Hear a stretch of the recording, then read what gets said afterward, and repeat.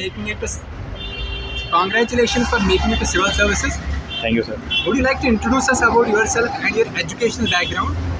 Sir, my name is Karthik Singh. I did my graduation from Delhi Technological University. This was my third attempt at civil services and my second interview. How was your interview? Sir, interview was good. The board was cordial. Questions from majorly two sectors: the geopolitics, the politics of India, and the technical, the electrical and electronic front. कुछ ट्रिकिश question पूछा या suppose situation based questions पूछे board ने? As such कोई particular situation based question तो नहीं था, but वैसे सिनेरियोज दे दिए, जैसे लाइक नॉर्मल कि ऐसा क्यों नहीं हो रहा, IT इंफ्रास्ट्रक्चर क्यों नहीं बढ़ रहा, why we are not adopting technology, question like this. आपने what motivated you to come to civil services? किसने आपको मोटिवेट किया सिविल सर्विसेज एग्जाम में आने के लिए? सर, एक तो मेरी फैमिली बैकग्राउंड है, लाइक पुलिसिंग से ही है मेरे ग्रैंडफादर एंड फादर भी, plus the diverse roles and challenges and opportunities जो सिविल सर्विसेज थ्रो करता है, जो हमको हमारे देश के लिए काम करने के लिए और खुद की इम्प्रूवमेंट के लिए भी मौका देता है. What was the mode of the preparation of this examination? आपने किस में did you take coaching, self study या कोई mentorship program आपने अटेंड किया? सर, मैंने ऑनलाइन कोचिंग ली थी बाजीराम एंड रवि से. उसके बाद मैंने फ्री रिसोर्सेज जो कोचिंग के आते हैं और बाकी इंटरनेट से स्टडी करी है, लेकिन बेसिक बुक्स एंड न्यूज़पेपर्स का सबसे मेजर रोल रहा है. The standard books like NCERTs, refreshers and newspaper का बहुत मेजर रोल रहता है इसमें. प्रीलिम्स के लिए आपने कौन सी स्ट्रैटेजी अप्लाई की और स्पेशली CSAT के लिए? सर, सिंस मेरा 12th क्लास तक मैथ्स था और उसके बाद BTech से मैंने किया है, तो मैंने कुछ CSAT के लिए स्पेसिफिक प्रिपरेशन नहीं की. मैंने PYQs अटैम्प्ट किए और देखा कि which are the questions from which topic the maximum questions are asked, और उन सब टॉपिक्स को अलग से प्रिपेयर कर लिया इन टर्म्स ऑफ फार्मूला और कितनी टाइम में मैं उसको कवर कर पा रहा हूँ. प्लस मैंने विजन IAS का अभ्यास मॉक्स दिए, जिससे मैंने अपना स्कोर्स और अपना टाइम मैनेजमेंट कर लिया. उसके अलावा what you asked, how did you prepare prelims GS1 के लिए, तो as I said the basic books and newspaper help me a lot.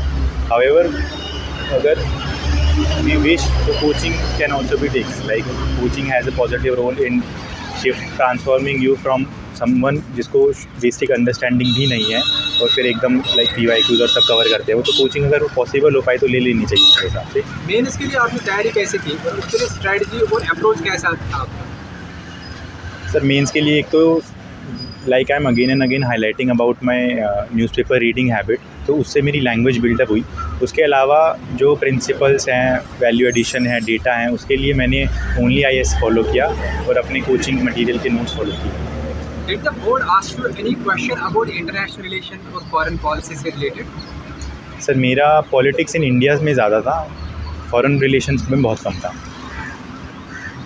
How did you keep yourself physically and mentally strong and motivated? Sir, with every passing day ये सोचना कि आज एक नया दिन है और आज अपने गोल की तरफ एक और स्टेप मुझे लेना है, ये सबसे बड़ा एक चीज़ है जो मैं करता हूँ. और मैं यंग एस्पिरेंट्स को भी यही बोलना चाहूँगा कि सिविल सर्विसेज के बड़े ड्रीम से ओवरबर्डन ना होकर अपने रोज़ के डिसिप्लिन, हैबिट्स, अपने वैल्यूज़ को पर ध्यान दें और उनको स्ट्रेंथन करें. मेंटल हेल्थ और UPSC प्रिपरेशन को आप कैसे देखते हैं? How do you see it? Sir, ये बहुत ही नेचुरल है. UPSC की प्रिपरेशन इतनी वाइड डायनामिक है और इसका क्वेश्चन पेपर बिल्कुल ही कई बार सिलेबस से हट के आ जाता है, तो मेंटल हेल्थ इशू हो जाना बहुत ही स्वाभाविक है. लेकिन अपने आप को उस सिचुएशन में कंट्रोल करना ही, अगर आप प्रिपरेशन में उस चीज़ को मैनेज नहीं कर पा रहे हो, तो आप ये सोचो कि आप सर्विस में आने के बाद इतने सारे लोगों के सामने और प्रेशर के सामने, लीडर्स के सामने आप कैसे झेलोगे. तो अपने आप को मोटिवेटेड रखना इस सिचुएशन में हेल्प करता है. प्लस मेंटल हेल्थ के लिए other steps like meditation can help, running पे जाओ, अच्छी diet low, all this things can help. Sir, अगर अब मैं मेंस आंसर राइटिंग की बात करूं, तो मेंस आंसर राइटिंग में आपकी जो है मेंस आंसर राइटिंग में आपकी अप्रोच क्या रही थी? क्या पॉइंट वाइज आपने वहाँ पर स्ट्रैटेजी जो रही थी, या फिर जनरली जो कुछ एस्पिरेंट लिखते हैं पैराग्राफ फॉर्मेट में, तो आपने पर्टिकुलरली मेंस में किस तरह की अप्रोच फॉलो करी थी? इंट्रोडक्शन और कंक्लूजन बेसिकली थोड़ा लाइक पैराग्राफ फॉर्मेट में ही होना चाहिए मेरे हिसाब से, और उसके बीच में हम वैल्यू एडिशन के लिए डायग्राम्स, पॉइंट्स का इस्तेमाल मैंने बहुत किया. जी. एंड सर, अगर आपके रिसोर्सेज की बात करें तो आपने प्रीलिम्स के लिए एंड मेंस के लिए जो रिसोर्सेज थे अलग अलग थे वो, या फिर इंटीग्रेटेड तरीके से आपने पढ़ा था? और रिसोर्सेज किस तरह के आपने जो फॉलो किए थे? प्रीलिम्स और मेंस के लिए वैसे तो through out the time preparation तो इंटीग्रेटेड ही होती है, लेकिन एग्ज़ाम से महीना 2 महीने पहले हम थोड़ा उसको सेग्रीगेट कर सकते हैं। फॉर एग्जांपल प्रीलिम्स के लिए कुछ national parks, wild life sanctuaries, हर सब्जेक्ट में ऐसी कुछ पॉइंटर्स होते हैं जो हमें याद करने होते हैं। ऐसे ही मेंस के लिए स्पेशली जब मेंस नज़दीक आए तो SDGs, अपने फंडामेंटल राइट्स और ड्यूटीज़, ये सारी चीज़ याद कर लो ताकि अगर क्वेश्चन में ज़्यादा कंटेंट ना भी हो तो आप उसको वैल्यू एडिशन कर सकते हो। सर GS 1, 2, 3, 4 की बात करें, क्योंकि अलग अलग पेपर्स हैं, अलग अलग उसमें सिलेबस और सब्जेक्ट्स अलग अलग हैं, तो उसकी जो आपकी अप्रोच रही थी वो एक ही जैसी अप्रोच रही थी या फिर आपने अलग अलग तरीके से चारों पेपर्स के लिए अप्रोच अलग अलग फॉलो कर रही थी आप? मुझे लगता है कि अब UPSC ने भी सेग्रीगेट करना कम कर दिया है कि this is a subject of GS 1 and GS 2। सो हमें सारे सब्जेक्ट्स जो हमने पढ़े हैं वो किसी भी GS पेपर में यूज़ कर सकते हैं, उसको कोई दिक्कत नहीं है। ऐसे जैसे GS 1 में क्वेश्चन क्रिप्टो करेंसी के आ जाते हैं, PYQs में हमने देखे हैं। So there is no need to segregate the papers. जो आपका कंटेंट है ना, आपको बेस्ट अप्रोप्रिएट डेटा और उसमें वैल्यूज़ लगते हैं वो आप उसको आंसर में लिख दो। Do not worry a lot about कि ये GS 1 का आंसर है तो मुझे इस तरह से लिखना है, सिर्फ हिस्ट्री लिखनी है या ज्योग्राफी में पॉइंट्स ऑफ व्यू से लिखना है। अगर कुछ उसमें आपको इकोनॉमिकल पॉइंट ऑफ व्यू पे ध्यान आ रहा है तो you can write it, but it should be necessary to the demand of the question. What according to you is the role of hobbies and what are your hobbies and how do you pursue them? Sir hobbies का role self development के लिए होता है। वो hobbies UPSC से related भी हो सकती हैं और उसके अलावा भी हो सकती है। मेरी हॉबीज़ जैसे एक हाई इंटेंसिव इंटरवल ट्रेनिंग है, बेसिकली कार्डियो एक्सरसाइज है और रीडिंग नॉवेल्स है, बट ये सब UPSC में हेल्प करती है मेरे को।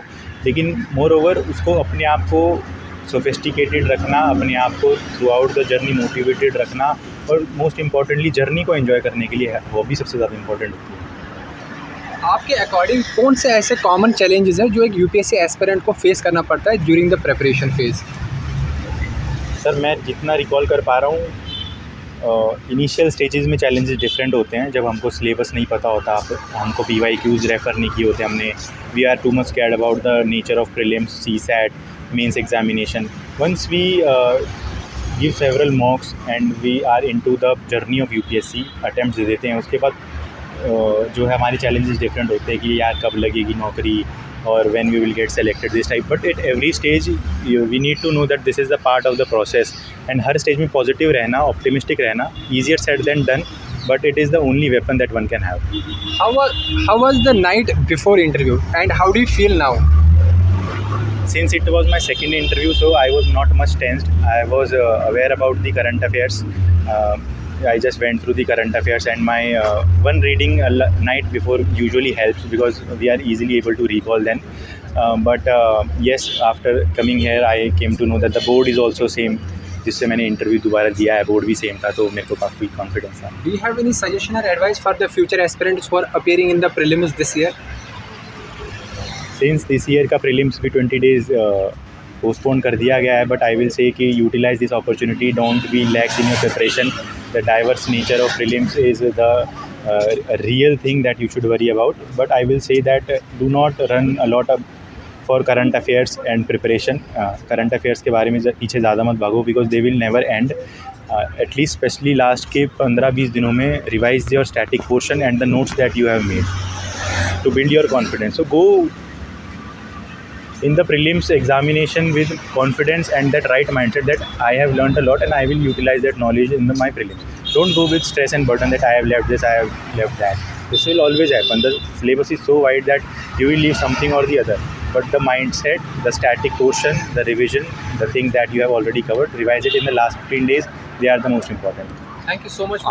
सर मेरा एक सवाल आपसे ये